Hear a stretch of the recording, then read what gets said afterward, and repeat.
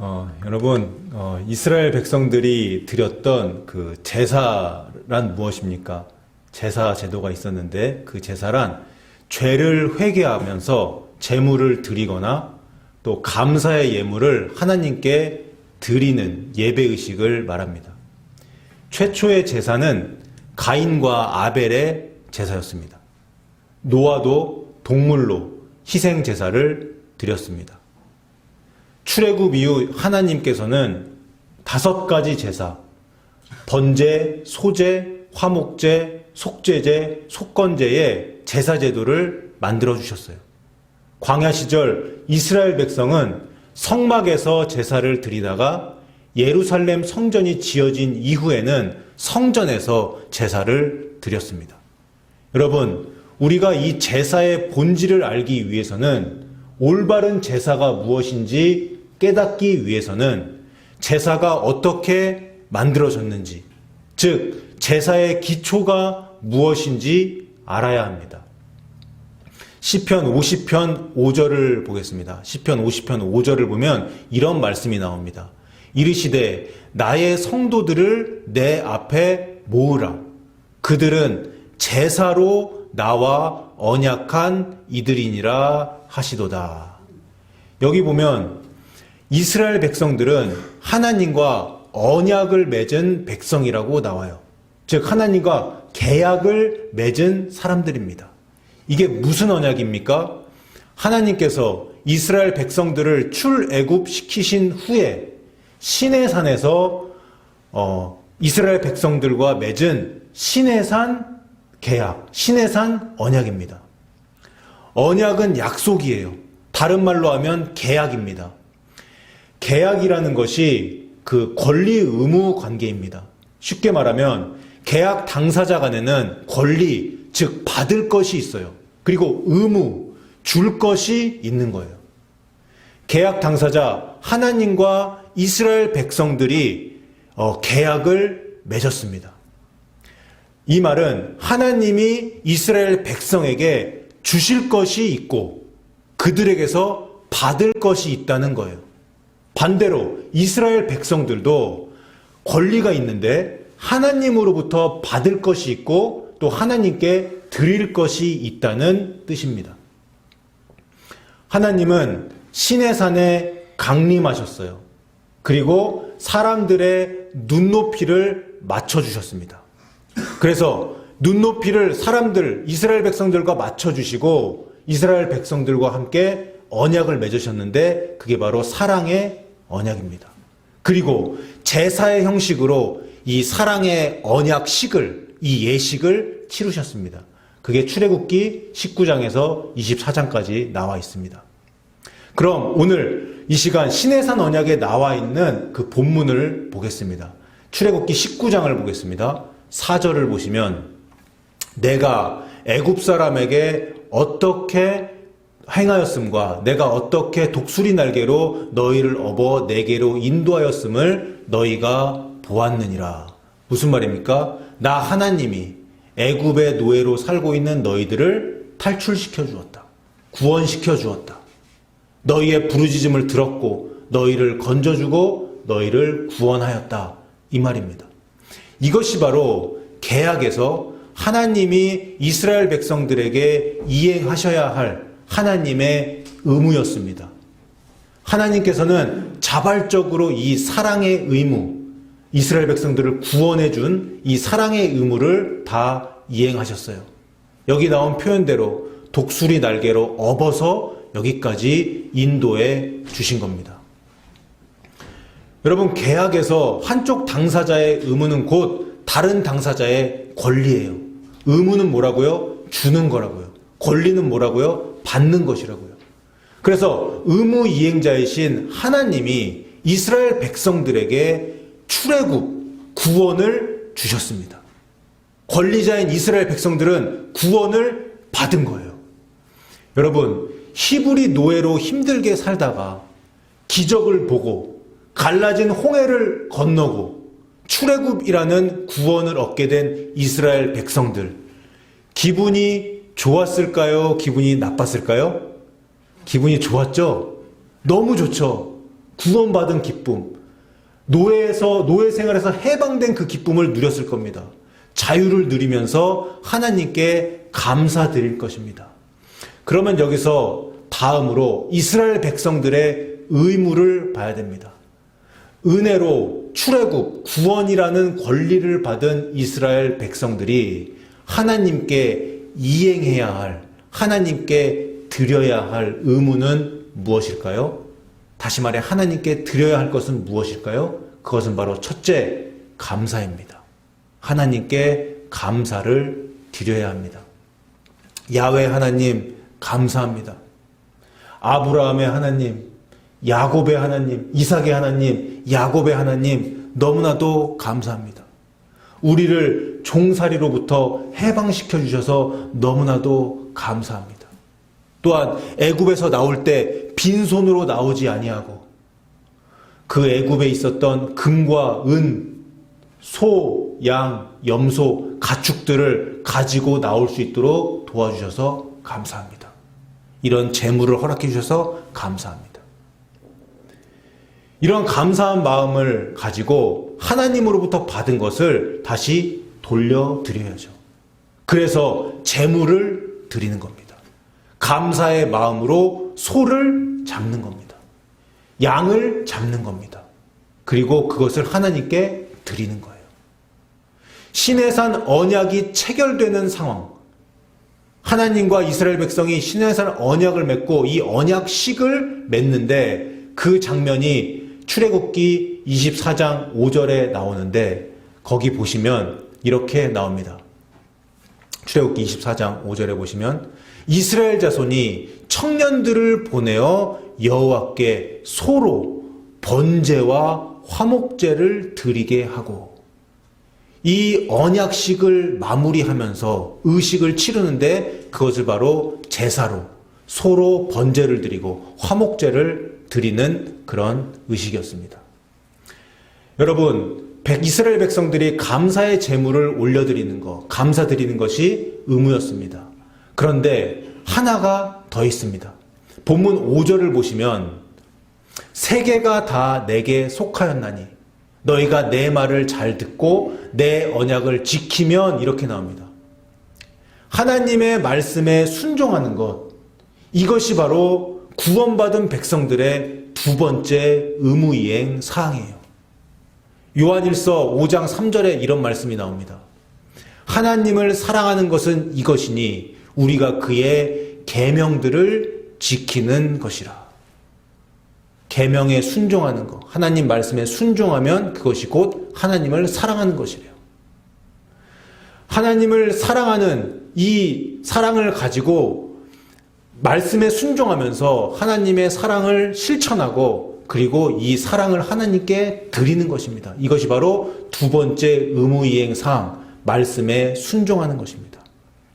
여러분, 하나님이 이스라엘 백성들을 왜 출애굽시켜 주셨죠? 왜 구원시켜 주셨습니까? 사랑하니까요. 신실하신 하나님이 아브라함에게 약속을 하셨습니다. 너는 복의 근원이 될 것이다. 그리고 너에게 약속한 땅을 줄 것이다. 이렇게 약속하셨습니다. 그리고 그 약속을 지키시기 위해 이스라엘 백성들, 노예 생활을 하고 있던 이스라엘 백성들을 애굽에서 탈출시켜 주신 거예요. 하나님께서 왜 이 약속을 지키셨어요? 사랑하기 때문에. 이스라엘 백성들을 너무나도 사랑하기 때문에 그렇게 행하신 것입니다. 하나님이 이스라엘 백성을 사랑해서 그들을 택하시고 구원하셨습니다. 이스라엘 백성은 출애굽 구원의 은혜에 감사해서 감사의 마음과 감사의 제물을 하나님께 드립니다. 그리고 하나님의 율법을 지킴으로써 하나님께 사랑도 드립니다. 여기서 하나님이 받으시는 것이 나와요. 그게 뭐예요? 감사와 사랑입니다. 여러분 믿습니까? 하나님은 이스라엘 백성들의 감사와 사랑을 받으셨던 것처럼 예배하는 우리들의 감사와 사랑 또한 받으십니다. 여러분 믿습니까? 이스라엘 백성들이 구원받고 기뻐했던 것처럼 하나님께서도 이 감사, 이 사랑을 받으시면 너무나도 기뻐하세요. 그래서 이 기쁜 마음을 가지고 구원 이외에 또 다른 것을 덤으로 주시는데 그것이 바로 5절과 6절에 나와 있습니다. 5절 보시겠습니다. 세계가 다 내게 속하였나니 너희가 내 말을 잘 듣고 내 언약을 지키면 너희는 모든 민족 중에서 내 소유가 되겠고 제물로 감사를 드리고 말씀에 순종하여 사랑을 드렸을 때 이스라엘 백성들은 하나님의 소유가 됩니다. 하나님의 것이 되는 거예요. 이스라엘 백성은 하나님의 소유이기 때문에 하나님께서 친히 보호하세요. 또 하나님이 그 백성의 길을 인도해 주십니다. 하나님 것이기 때문에. 또 6절을 이어서 보겠습니다. 하나님 말씀에 순종하고 사랑을 드리면 너희가 내게 대하여 제사장 나라가 되며 거룩한 백성이 되리라. 여러분, 제사장은 어떤 사람이에요? 하나님과 사람 사이에서 중보적인 역할을 했던 사람입니다. 신과 사람을, 인간을 이어주는 역할을 했던 사람이 제사장입니다. 이스라엘이라는 나라가 제사장 나라가 된다는 것은 무슨 의미입니까? 신의 대리자 역할을 하는 나라가 된다는 뜻이에요. 세상의 모든 나라와 민족이 이스라엘을 통해서 하나님을 만나게 될 것이라는 말씀입니다. 엄청난 축복이에요. 6절에 또 거룩한 백성이 된다고 나옵니다. 거룩한 백성은 거룩한 나라의 백성이죠. 거룩한 나라가 어디예요? 하나님 아버지가 계시고 예수 그리스도가 통치하시는 하나님의 나라 천국입니다. 결국 천국 가고 영생을 얻게 된다는 말씀이 바로 거룩한 백성이 될 것이다라는 것으로 표현되어 있습니다. 여러분, 이보다 더 좋은 것은 없습니다. 이보다 더 큰 축복은 없어요. 사랑하는 여러분, 지금까지 제사의 기초가 되는 시내산 언약을 살펴보았습니다. 제사는 기본적으로 구원해 주신 하나님의 은혜에 감사해서 감사의 제물을 드리는 것이고 또 말씀에 순종함으로 하나님께 사랑을 표현하고 사랑을 드리는 것입니다. 그런데요, 여러분, 사람이 완전합니까? 사람이 완전하지 않죠? 완전한 존재가 아닙니다. 그래서 계명을 지키지 못하고 죄를 지을 때가 있습니다. 고의적으로 죄를 지을 수도 있고 실수로 죄를 지을 수가 있어요. 그런데 죄의 삭은 사망이에요. 죄의 문제가 해결되지 않으면 그 죄 위로 심판이, 하나님의 심판이 떨어집니다. 이러한 하나님의 심판을 피하고 죄 용서받기 위해서 제사를 드렸습니다. 제사에는 피 있는 제사가 있었고 피 없는 제사가 있었습니다. 그런데 피 있는 제사에서 제사를 드리는 사람은 동물을 잡고 피를 쏟고 바닥에 쏟고 그리고 그 동물의 안수를 피를 쏟는 그 의식을 하기 전에 동물의 안수를 합니다. 동물을 잡기 전에 안수를 합니다. 그때 자신의 죄가 이 제물, 이 동물에게로 옮겨지는 거예요. 그 안수를 통해서 그 사람이 받게 될 그 죄가 그 동물에게로 옮겨집니다. 그리고 그 동물이 이 사람을 대신해서 제물로 죽는 거예요. 그래서 원래는 죄 지은 사람이 죽어야 되는데 동물이 대신해서 죽고 그 제사를 드리는 그 사람이 죄 용서를 받게 되는 겁니다. 이것이 바로 속죄제 그리고 속건제의 정신이에요.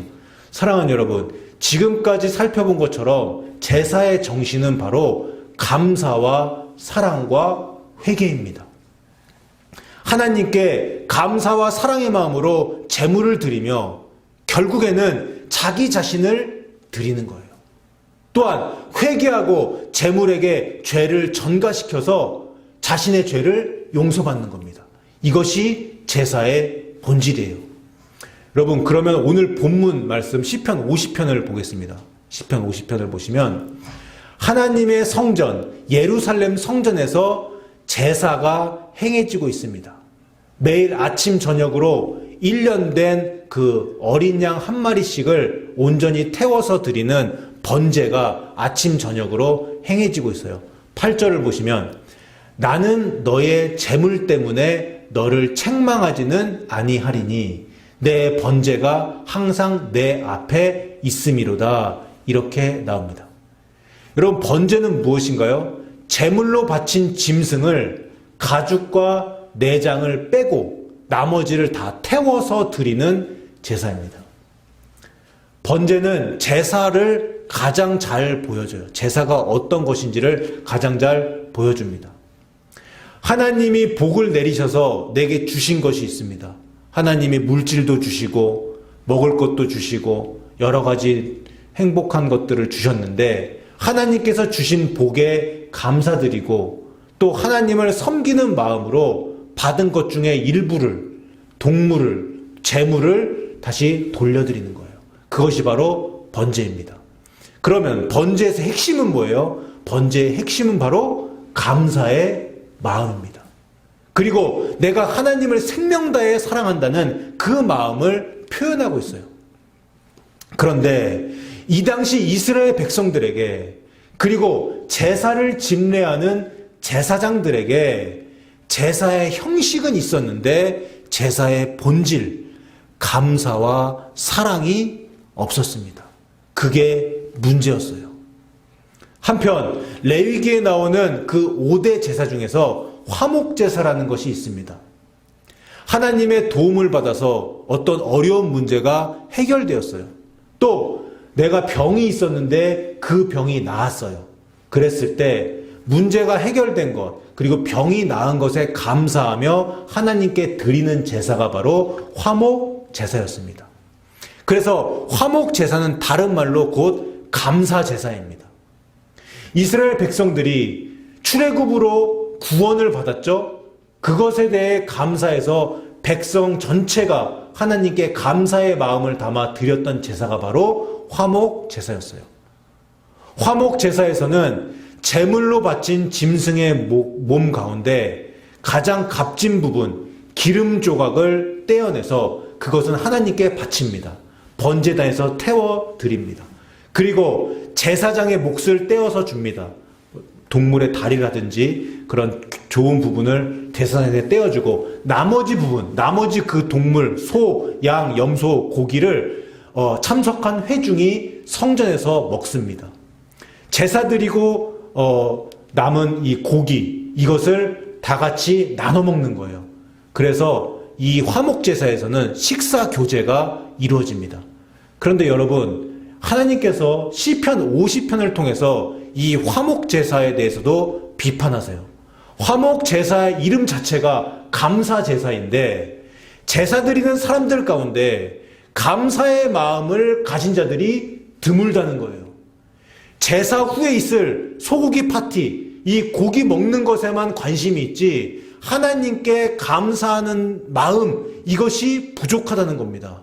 번제에서도 그랬고 화목제사에서, 감사제사에서도 그렇고 감사의 마음, 사랑의 마음이 느껴지지 않기 때문에 하나님께서는 14절에서 이렇게 말씀하셨습니다. 감사로 하나님께 제사를 드리며. 여러분, 제사의 본질이 뭐예요? 제사의 본질은 바로 감사입니다. 여러분 믿습니까? 아무리 모든 율법을 잘 지킨 제사라고 할지라도, 형식적으로는 아무런 흠이 없는 제사라고 할지라도 제사의 정신, 감사가 빠진다면 그것은 잘못된 것이다. 이걸 하나님께서 말씀하셨어요. 14절 후반부에 지존하신 이에게 내 서원을 갚으며. 서원이 뭡니까? 하나님께 약속한 겁니다. 왜 하나님과의 약속을 지켜야 하는 거예요? 복 받으려고 지키는 겁니까? 아닙니다. 하나님을 사랑하기 때문에 그분과의 약속을 지키는 거예요. 여러분 믿습니까? 그래서 지존하신 이에게 서원을 갚는다는 것은 사랑의 마음을 하나님께 돌려드린다라는 뜻이에요. 진정으로 감사의 마음을 담아 하나님께 제사를 드리고 사랑의 마음으로 하나님과의 약속을 지킨다면 15절에 뭐라고 나옵니까? 환난 날에 나를 부르라. 내가 너를 건지리니 네가 나를 영화롭게 하리로다. 아멘. 시편 50편 16절 이하에서는 하나님께서 악인을 비판하십니다. 악인. 16절을 보겠습니다. 악인에게는 하나님이 이르시되 네가 어찌하여 내 율법을 전하며 네가 어찌하여 내 언약을 네 입에 두었느냐. 이렇게 악인들을 비판하세요. 그런데 이 악인들이 누굽니까? 시편 50편 문맥을 보면 하나님의 백성들 중에서 하나님께 제사를 드리는 사람들 중에서 악인이라고 평가받는 사람들이에요. 이들이 왜 악인이라고 평가를 받습니까? 문의는 하나님의 백성이에요. 제사도 다 드립니다. 그런데 하나님의 교훈을 미워하고 하나님의 말씀과 율법을 던져버리고 도둑질하고 간음하고 입으로 범죄하고 거짓말하고 험담하고 피부치를 돌보지 않는 그런 악인들입니다. 그런데 이런 사람들이 제사는 드려요. 문의는 하나님의 백성이에요. 문의는 크리스찬입니다. 그런데 명목상의 신자들입니다.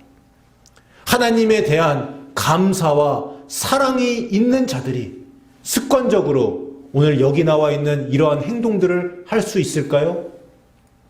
죄 지으면서 그렇게 살아갈 수 있을까요? 이들은 형식적으로만 제사를 드리는 거예요.